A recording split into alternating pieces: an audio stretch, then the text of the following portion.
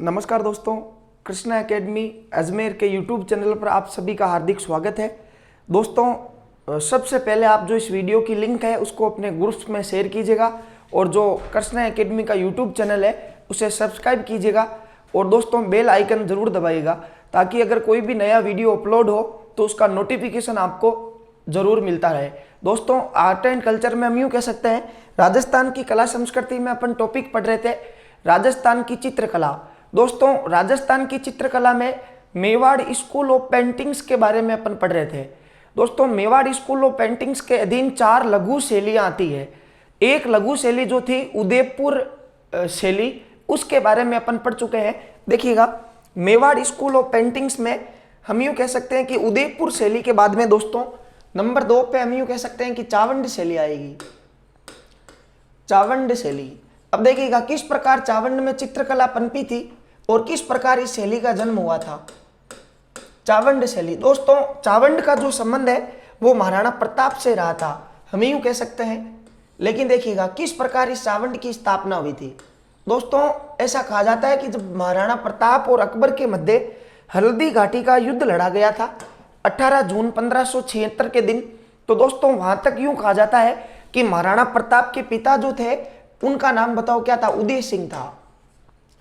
महाराणा प्रताप के पिता का नाम बताओ क्या था? उदय सिंह था। अब दोस्तों, उदय सिंह के ऊपर हम यूं कह सकते हैं कि जिस समय मेवाड़ के राजा कौन थे? उदय सिंह थे। उस समय अकबर ने आक्रमण किया था चित्तौड़गढ़ पर 1567-68 में और चित्तौड़गढ़ दुर्ग का तीसरा शाखा आयोजित किया गया था। उसके पश्चात दोस्तों उदय सिंह पहाड़ों की ओर चले गए थे और उन्होंने अपनी राजधानी गोगुंदा को बनाई थी। ध्यान रखिएगा, उदय सिंह ने अपनी राजधानी किसको स्थापित किया था? गोगुंदा को। और इसी जगह पर रहते हुए, गोगुंदा में रहते हुए हम यूं कह सकते हैं कि होली के दिन महाराणा जो उदय सिंह जी थे उनका देहांत हो गया था। इस प्रकार आपको याद करना है कि होली के दिन उदय सिंह जो था उसने ज्यादा गूंदे खा लिए थे, इसलिए बताओ गोगुंदा में उनकी क्या हो गई? मृत्यु हो गई। और महाराणा प्रताप जो राजस्थान का शहर कहलाता है, देखिएगा महाराणा प्रताप का राज्याभिषेक कहाँ हुआ था? गोगुंदा में हुआ था। ध्यान रखिएगा, महाराणा प्रताप की प्रारंभिक राजधानी कौन सी थी? गोगुंदा थी। लेकिन दोस्तों गोगुंदा जो है ये सुरक्षा की दृष्टि से इतने मजबूत राजधानी नहीं थी। इस कारण बताओ महाराणा प्रताप ने अपनी राजधानी किसको बनाना उपयुक्त समझा? कुंभलगढ़ को। देखिएगा, और बताओ अब चित्तौड़ या मेवाड़ रियासत की राजधानी कौन सी हुआ करती थी? कुंभलगढ़। लेकिन दोस्तों हल्दी घाटी के युद्ध के पश्चात है, देखिएगा जब महाराणा प्रताप मुगलों के अधीन नहीं हुए तो दोस्तों मुगल बादशाह अकबर ने सबसे शक्तिशाली मुगल सेनापति शाहबाज खां को कुंभलगढ़ पर आक्रमण करने भेजा था। और दोस्तों महाराणा प्रताप ने मान सिंह सोनगरा को ये कुंभलगढ़ का दुर्ग सौंपकर वो जंगलों की तरफ प्रस्थान कर गए थे। दोस्तों ये बात थी 1577-78 की।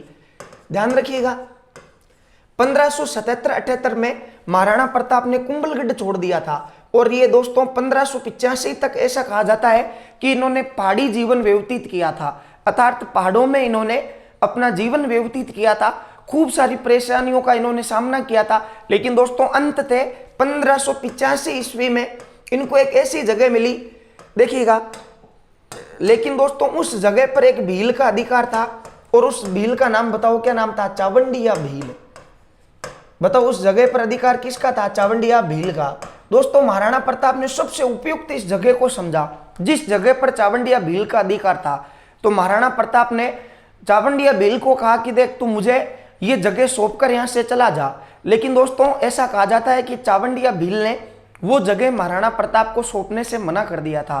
और महाराणा प्रताप ने कहा कि देख चावंडिया भील, मुझे मेरे पूर्वजों ने सिखाया है कि जब घी सीधी आंगली से नहीं निकलता है ना तो आंगली कैसी करनी पड़ती है? टेढ़ी करनी पड़ती है। लेकिन मैं उस सिद्धांत पर भी काम नहीं करता हूँ, मैं उस बिलोंगनी को ही फोड़ देता हूँ जिसमें क्या होता है? घी। और अब देख मैं तुझे मारने वाला हूँ। और दोस्तों महाराणा प्रताप ने, हम यूँ कह सकते हैं कि चावंडिया भील का क्या कर दिया? देखिएगा, महाराणा प्रताप ने चावंडिया भील की क्या कर दी थी? हत्या कर दी। बताओ भील का नाम क्या था? चावंडिया भील। और चावंडिया भील की हत्या किसने कर दी? महाराणा प्रताप ने। देखिएगा, और देखिएगा हम यूँ कह सकते हैं कि ये बात बताओ लगभग कब की है? 1585 ईस्वी की। अब दोस्तों जब चावंडिया भील मृत अवस्था में गिरा हुआ था, अर्ध मृत अवस्था में, तो उस समय ये फूट फूट कर रो रहा था। तो महाराणा प्रताप ने कहा कि देख चावंडिया भील तू नो टेंशन रहे, तू बहुत लकी आदमी है, या देख तूने तेरे को मारा किसने है, महाराणा प्रताप ने मारा। स्टेटस देख एक बार प्रताप का, हम यूं कह सकते हैं। और देख अगर तू जीवित रहता तो तुझे कोई नहीं जानता, लेकिन देख अब मैंने तेरी क्या की है, हत्या। और जिस जगह को मैंने जीता है मैं इस जगह का नाम बता क्या रखूंगा, चावंड रखूंगा। और दोस्तों महाराणा प्रताप ने इस जगह का नाम क्या कर दिया, चावंड। ध्यान रखिएगा चावंड अभी उदयपुर में स्थित है और ये महाराणा प्रताप की तीसरी और अंतिम राजधानी मानी जाती है। और दोस्तों चावंड को महाराणा प्रताप ने अपनी राजधानी कब बनाया था, 1585 में। ये प्रश्न भी कई बार जो है वो कॉम्पिटिटिव एग्जाम्स में पूछा गया है। देखिएगा मेवाड़ स्कूल ऑफ पेंटिंग्स के अंडर में हम यूं कह सकते हैं कि एक शैली आती है और उस शैली का नाम बताओ क्या, चावंड शैली। तो दोस्तों यहां से आपको एक चीज ध्यान रखनी है कि चावंड की स्थापना जब महाराणा प्रताप के समय हुई थी, तो हम यूं कह सकते हैं कि यह शैली पूरी बताओ किसके जीवन पर आधारित है, महाराणा प्रताप के जीवन पर आधारित है। चावंड शैली हम यूं कह सकते हैं कि महाराणा प्रताप के जीवन पर आधारित है। लेकिन दोस्तों हम यूं कह सकते हैं कि यहां से भी कुछ अच्छे प्रश्न बनते हैं। देखिएगा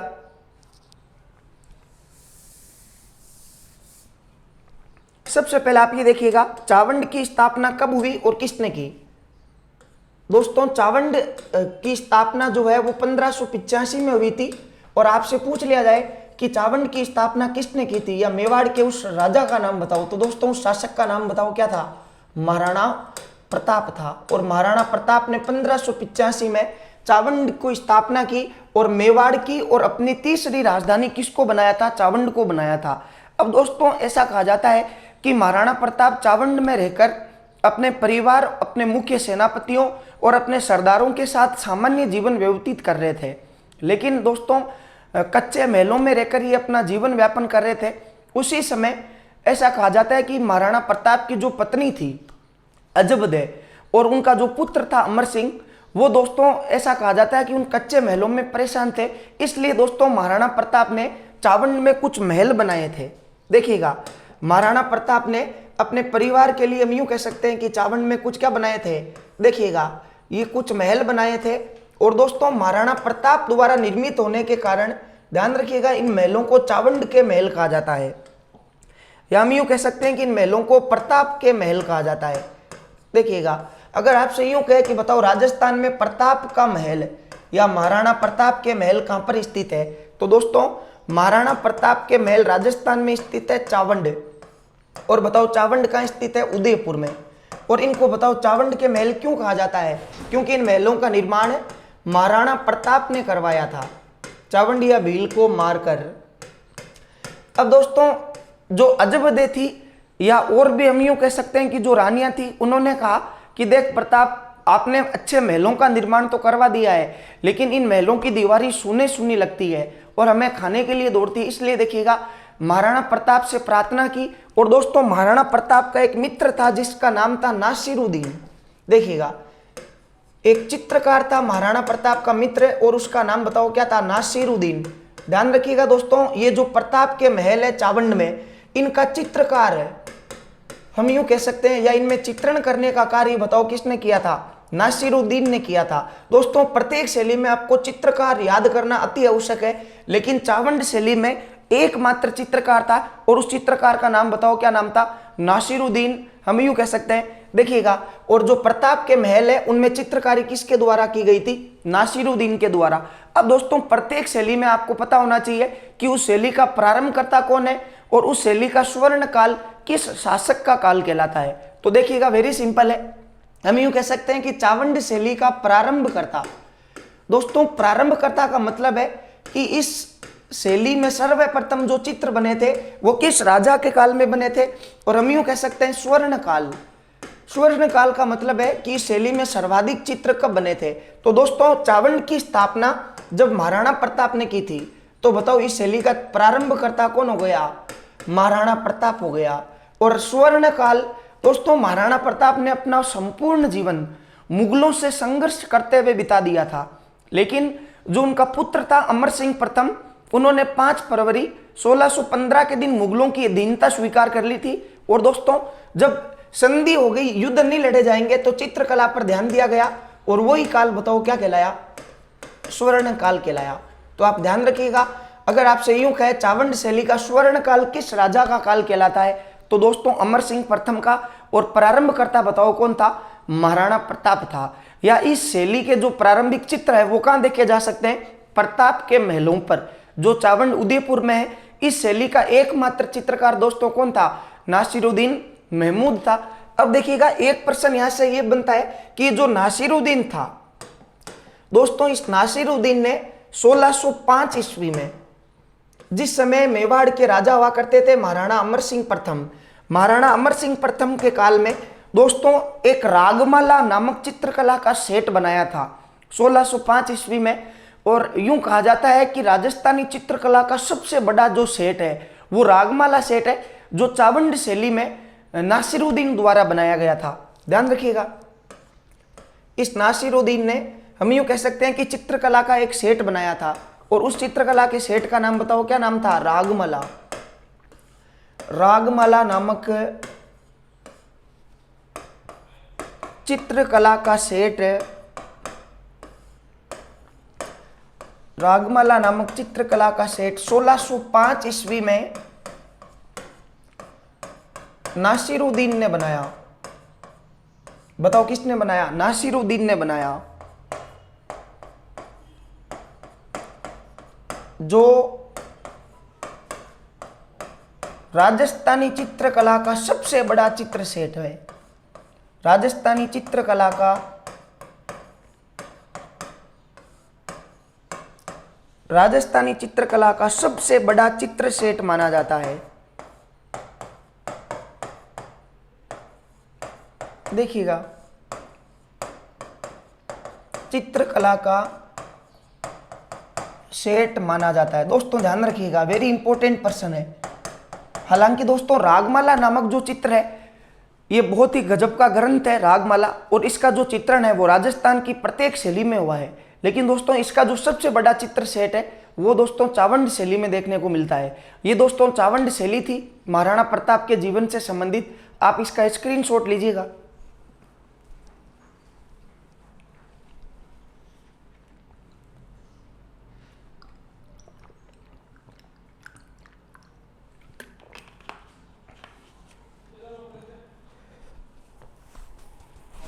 दोस्तों चावंड शैली के पश्चात मेवाड़ स्कूल ऑफ पेंटिंग्स की जो तीसरी उपशैली आती है उसका नाम है दोस्तों देवगढ़ चित्र शैली।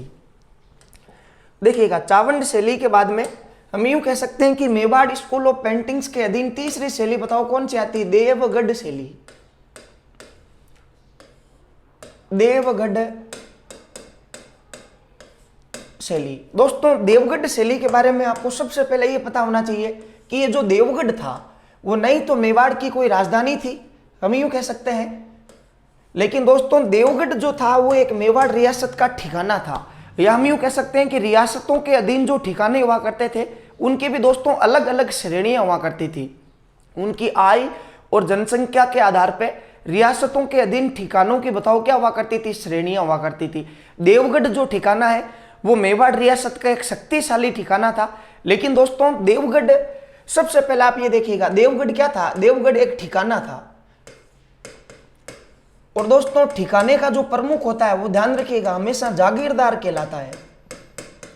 बताओ ठिकाने का प्रमुख क्या कहलाता है? जागीरदार। हम यूं कह सकते हैं रियासत का जो प्रमुख होता है वो दोस्तों राजा या महाराजा कहलाता है, जबकि ठिकाने का प्रमुख क्या कहलाता था? जागीरदार। दोस्तों यहां से आपको एक चीज अच्छे से ध्यान रखनी है कि इस देवगढ़ ठिकाने के उस जागीरदार का क्या नाम था जिसने इस ठिकाने की स्थापना की थी। अर्थात हम यूं कह सकते हैं कि देवगढ़ ठिकाने के संस्थापक कौन थे? देवगढ़ ठिकाने के संस्थापक, दोस्तों देवगढ़ ठिकाने के जो संस्थापक थे उनका नाम था द्वारिका प्रसाद चुंडावत। द्वारिका प्रसाद चुंडावत। द्वारिका प्रसाद चुंडावत नामक जागीरदार हुआ करते थे।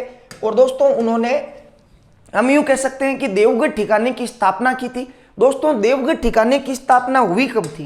देखिएगा यह प्रश्न भी इंपॉर्टेंट है। तो देवगढ़ ठिकाने की स्थापना हुई थी 1680 में।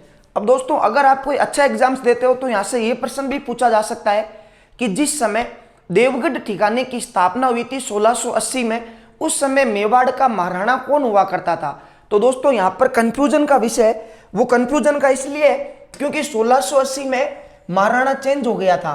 पहले मेवाड़ के महाराणा हुआ करते थे राज सिंह, और महाराणा राज सिंह के बाद में हम यूं कह सकते हैं कि मेवाड़ के महाराणा बने थे उनके पुत्र जय सिंह, वो 1680 में चेंज हुए थे। तो कंफ्यूजन ये होता है कि 1680 में महाराणा राज सिंह था या हम यूं कह सकते हैं कि जय सिंह था। तो दोस्तों 1680 में जिस समय देवगढ़ ठिकाने की स्थापना हुई थी, उस समय दोस्तों मेवाड़ के जो महाराणा थे उनका नाम था महाराणा जय सिंह, जिन्होंने जयसंबंध झील का निर्माण करवाया था, हम यूं कह सकते हैं। देखिएगा, तो दोस्तों देवगढ़ ठिकाने की स्थापना 1680 में द्वारिका प्रसाद चुंडावत द्वारा, ये देवगढ़ एक ठिकाना था और इसकी स्थापना बताओ किसके समय हुई थी? महाराणा जय सिंह के समय हुई थी। अब दोस्तों जो देवगढ़ ठिकाने का जागीरदार था, ध्यान रखिएगा, अति महत्वपूर्ण प्रश्न है, जो जागीरदार था उसे मेवाड़ का 16वां उमराव कहा जाता था। ध्यान रखिएगा, अगर आपसे यूं पूछ लिया जाए कि मेवाड़ की कौन सी रियासत के ठिकाने के जागीरदार को 16वां उमराव कहते थे, दोस्तों ये 16वां उमराव क्या है? ये ठिकानों के जागीरदारों को दी जाने वाली एक उपाधि होती थी, या जब भी ये जागीरदार दरबार में पधारते तो इनके नाम की ऐट लगती थी। जैसे कि मेवाड़ के 16वें उमराव द्वारिका प्रसाद चुंडावत दरबार में पधार रहे हैं, इस प्रकार हम यूं कह सकते हैं कि इनकी उपाधियों का यहाँ पे प्रयोग होता था। लेकिन दोस्तों देवगढ़ शैली कहां पर पनपी थी? सबसे पहले आप ये देखिएगा, सबसे पहले इस ठिकाने की लोकेशन क्या थी? देखिएगा, ये दोस्तों ये अपना राजस्थान, और हम यूं कह सकते हैं कि राजस्थान में प्राचीन जमाने में मुख्य रूप से जो रियासतें हुआ करती थी बड़ी बड़ी, देखिएगा यहां पर राजस्थान के पश्चिमी भूभाग पर एक रियासत थी जिसका नाम बताओ क्या था? मारवाड़। राजस्थान के दक्षिणी भूभाग में एक रियासत थी जिसका नाम बताओ क्या था? मेवाड़। और राजस्थान के उत्तरी पूर्वी भूभाग पर एक रियासत हुआ करती थी और उसका नाम बताओ क्या था? ढूंढाड़। ये दोस्तों राजस्थान की प्रमुख 3 मुख्य रियासतें, और इन तीनों रियासतों की सीमाएं जहां पर टच होती थी राजसमंद जिले में, उस जगह पर यह ठिकाना था। ध्यान रखिएगा, इस ठिकाने की लोकेशन ये थी। देखिएगा, इस जगह पर कौन सा ठिकाना था? देवगढ़। देवगढ़ ठिकाना था। और आपसे पूछ लिया जाए कि देवगढ़ ठिकाना वर्तमान में कौन से जिले में स्थित है, तो दोस्तों राजसमंद जिले में स्थित है। देखिएगा, इससे आपको याद क्या रखना है दोस्तों, एक प्रश्न आता है इफेक्ट का, या हम यूं कह सकते हैं प्रभाव का। देखिएगा, देवगढ़ ठिकाने में जो शैली पनपी उसका नाम बताओ क्या था? देवगढ़ शैली। अब दोस्तों एग्जाम में सीधा प्रश्न आएगा कि देवगढ़ शैली पर कौन कौन सी शैलियों का प्रभाव पड़ता है। तो दोस्तों देवगढ़ ठिकाना कौन कौन सी रियासतों की सीमाओं पर है? मेवाड़, मारवाड़ और ढूंढाड़। मेवाड़ का तो ये ठिकाना था ही, इसलिए मेवाड़ का तो प्रभाव पड़ना ही है। लेकिन इसके अलावा दोस्तों जब मारवाड़ के चित्रकार आते वो भी यहाँ पर चित्रकारी करते, ढूंढाड़ के आते वो भी यहाँ पर चित्रकारी करते। तो दोस्तों देवगढ़ शैली पर तीनों शैलियों का प्रभाव पड़ता है, ध्यान रखिएगा। देखो सर्वप्रथम किसका प्रभाव पड़ेगा? मेवाड़ शैली का। मेवाड़ के बाद में बताओ किसका प्रभाव पड़ेगा? मारवाड़ शैली का। और बताओ उसके बाद में किसका प्रभाव पड़ेगा? ढूंढाड़ शैली का। और दोस्तों इफेक्ट इसलिए पड़ता है क्योंकि ये ठिकाना तीनों रियासतों की सीमा पर स्थित है, हम यूं कह सकते हैं। ये दोस्तों प्रभाव का एक प्रश्न जो है वो यहां से आता है। अब देखिएगा, इस शैली के चित्रकार कौन कौन से थे, अर्थात हम यूं कह सकते हैं कि कौन कौन से चित्रकारों ने इस शैली में चित्र बनाए थे। तो दोस्तों देवगढ़ शैली के 3 मुख्य चित्रकार थे। देखिएगा, एक का नाम था वेदनाथ, एक का नाम था चोखा, वेदनाथ, एक का नाम बताओ क्या था? चोखा, और एक का नाम बताओ क्या था? कलवा। ये दोस्तों 3 चित्रकार ऐसे थे जिन्होंने चावंड शैली में चित्रण का कार्य किया था। दोस्तों राजस्थान की चित्रकला से जो अधिकतर प्रश्न आते हैं वो यही आते हैं चित्रकारों के नाम के लेकर। तो आप ध्यान रखिएगा, देवगढ़ शैली के कितने चित्रकार थे? 3 थे, वेदनाथ, चोखा और कलवा। अब दोस्तों ऐसा कहा जाता है कि देवगढ़ एक ठिकाना था और ये जो शैली है वो इतनी हाईलाइट नहीं थी, अर्थात यहाँ पर चित्रकारी तो हुई थी लेकिन उसको प्रकाश में जो है वो किसी के द्वारा नहीं लाया गया था। या हम यूं कह सकते हैं कि देवगढ़ शैली के बारे में लोग बाग जानते ही नहीं थे। तो दोस्तों देवगढ़ शैली को हाईलाइट, और बताओ हाईलाइट करने वाला कौन कहलाता है? प्रकाश, जो हम यूं कह सकते हैं। देखिएगा, तो आपसे अगर यूं पूछे कि देवगढ़ शैली को प्रकाश में लाने का श्रेय, देवगढ़ शैली को प्रकाश में लाने का श्रेय, देवगढ़ शैली को प्रकाश में लाने का श्रेय देखिएगा वेरी मोस्ट इंपोर्टेंट पर्सन है। देवगढ़ शैली को प्रकाश में लाने का श्रेय श्रीधर अंधारे को जाता है। देखिएगा नाम क्या है, श्रीधर अंधारे, लेकिन फिर भी इसने देवगढ़ शैली को कहां लाया था, प्रकाश में लेकर आया था। ये कुछ प्रश्न आपके देवगढ़ शैली से एग्जाम्स में बनते हैं। देखिएगा या तो आपसे यूं पूछ लिया जाएगा कि देवगढ़ ठिकाना वर्तमान में कहां स्थित है, राजसमंद जिले में, या फिर हम यूं कह सकते हैं कि देवगढ़ ठिकाने का संस्थापक कौन था, द्वारिका प्रसाद चुंडावत था। स्थापना बताओ कब हुई, 1680 में। किस राजा के काल में, महाराणा जयसिंह के काल में। और इस ठिकाने की लोकेशन कितनी रियासतों से टच होती थी, तो बताओ कितनी, 3। एक तो मेवाड़, दूसरी मारवाड़ और तीसरी डुंडाड़। इस कारण इस शैली पर इन तीनों शैलियों का क्या पड़ता है, प्रभाव। इसके चित्रकार बताओ कितने हैं, 3 है, वेदनाथ, चोखा और कलवा। और दोस्तों इस शैली को प्रकाश में लाने का श्रेय किसको जाता है, श्रीधर अंधारे को। ये दोस्तों 2 चित्र शैलियां थी। देखिएगा इस वीडियो की जो लिंक है, अगर आपको अच्छा लगे तो आप इसको जरूर शेयर कीजिएगा, और अगली जो शैलियां हैं वो अपन नेक्स्ट वीडियो में पढ़ेंगे। धन्यवाद।